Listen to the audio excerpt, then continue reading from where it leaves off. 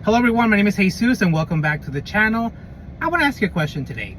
Have you ever watched a podcaster or watched a news channel and every single issue that they can think of, they blame it on one group of people? They blame them for everything. There's nothing they can do. It's just everything's blamed on that group of people.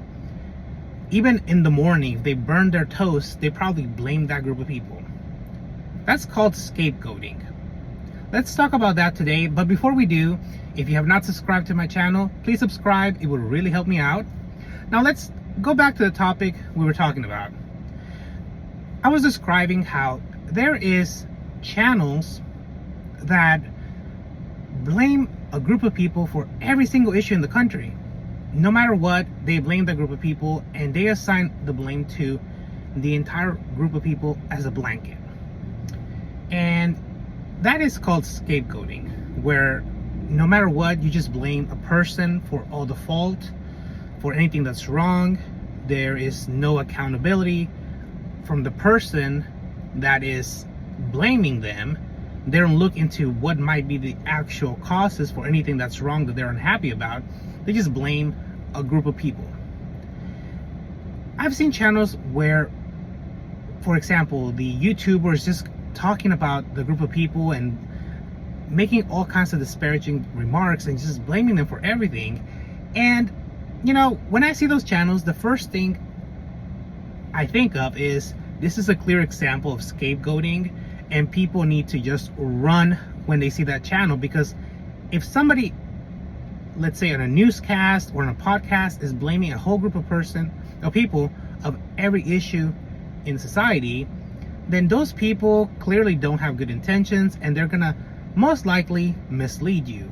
And why do people do this? Why do people jump on the bandwagon and blame groups of people for everything instead of blaming an individual who they might have had an issue with? They just blame whole groups of people. Well, some people do this, especially YouTubers and newscasters, because they see it as a popular theme that a political side might support, and also because they know it's gonna sell outrage and it's gonna increase viewers on both sides. People who support the scapegoating and people who oppose it, they're gonna go to those channels and they're gonna view them and they're gonna make comments of why they agree or disagree. And ultimately that creates engagement for the podcaster.